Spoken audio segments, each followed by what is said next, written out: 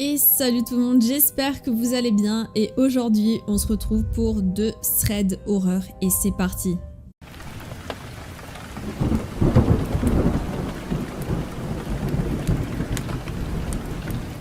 Damien va chez son psy. Il entre dans la pièce, va nerveusement vers le fauteuil et il s'assoit. Le psy lui demande, comme ça fait déjà plusieurs fois qu'ils se sont vus, est-ce que ça change quelque chose à sa vie? Est-ce qu'il voit une quelconque différence? À ça, Damien répond que non, que ça ne change rien à sa vie. Le psy lui explique que ça peut prendre du temps, mais que c'est aussi normal. Le professionnel dit, eh bien maintenant on va reprendre là où on en était. Il claque dans ses mains et là, instantanément, Damien s'écroule sur le fauteuil dans un état second. Le professionnel dit « Bon, maintenant Damien, tu es sous mon emprise, raconte-moi ta dernière soirée. » Et c'est là que Damien commence à raconter ce qui s'est produit. Damien explique que ce soir-là, il a pris la voiture pour aller prendre l'air.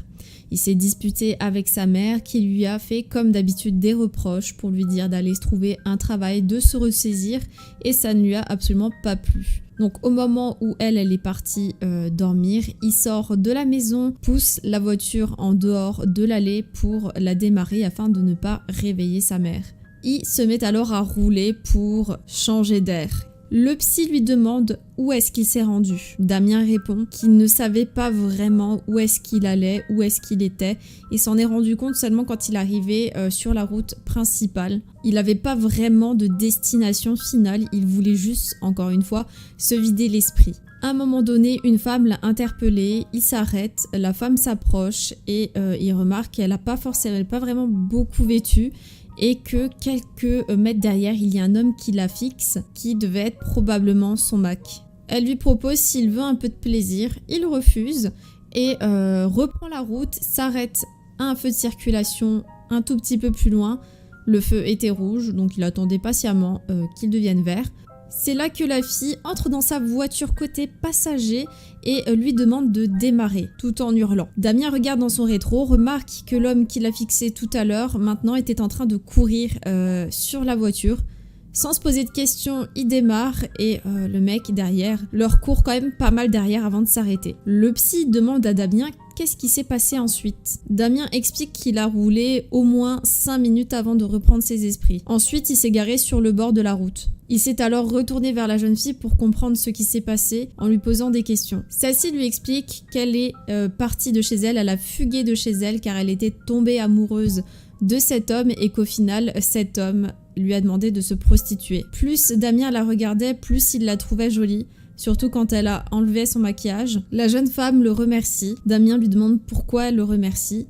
Elle dit que c'est par rapport à l'autre sale con. Et là, elle dit pas de souci. À ce moment-là, elle lui demande si il veut qu'elle le remercie en lui faisant une gâterie. Damien répond que non. Et la fille lui dit « Hey, tu es gay ou quoi ?» Mais d'une façon assez méchante. C'est là que Damien s'est énervé et qu'il a fait l'impardonnable en serrant avec ses 2 mains la gorge de cette fille. Il se calme seulement quand la fille regarde le plafond et on comprend très bien qu'elle est décédée. Damien la regarde, il tremble, il ne sait plus quoi faire.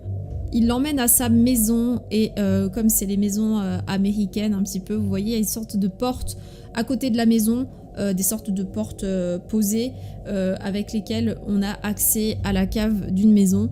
Et c'est là où il va. Donc il ouvre ces 2 grosses portes d'acier et jette le cadavre de la fille dans sa cave. Au sous-sol de sa maison, il a également une fournaise. Et c'est là qu'il commence à découper le corps pour le faire rentrer dans la fournaise et faire disparaître toutes les traces de son crime. Damien entrouvre les yeux pour regarder la réaction de son psychologue. Celui-ci est en train de trembler sur sa chaise, le teint pâle. Il se réveille de façon officielle et remercie son psychologue comme si rien ne s'était passé. Et voilà comment finit cette histoire.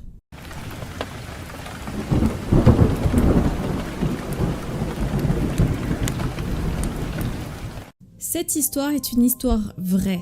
On va appeler la personne qui conte cette histoire Sarah.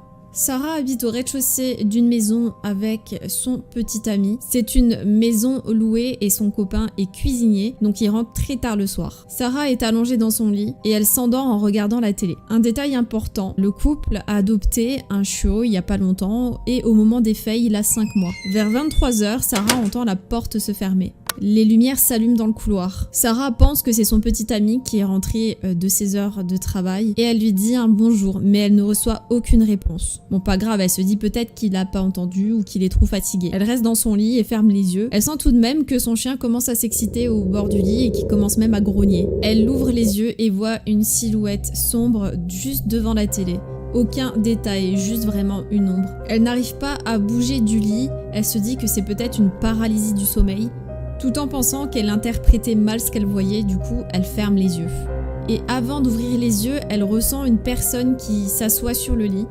Elle ouvre les yeux à nouveau et remarque que la chose qui se situait juste devant la télé avant était maintenant assise sur son lit, en la regardant. Seulement le chien ne grognait plus maintenant, il la regardait paisiblement. Sarah cligne des yeux encore une fois, et maintenant la chose ne se trouve plus sur son lit mais derrière elle. Sarah n'ose pas se retourner, elle est terrorisée. Par contre son chien lui regarde toujours la chose derrière elle. Et la seconde suivante, tout est revenu normal. Sarah pouvait à nouveau bouger et elle regardait partout. La créature sombre était nulle part. Le chien la cherche aussi également et ne la trouve pas. Sarah vérifie si la porte d'entrée est fermée. Et oui, elle est bien fermée. Et c'est la fin de cette histoire. Alors je ne sais pas comment vous interprétez cette créature. Elle avait pas l'air mauvaise.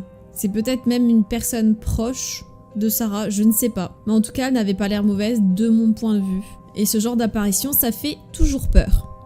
J'espère que ces 2 histoires vous auront plu. Et moi, je vous dis à très bientôt pour de prochaines histoires.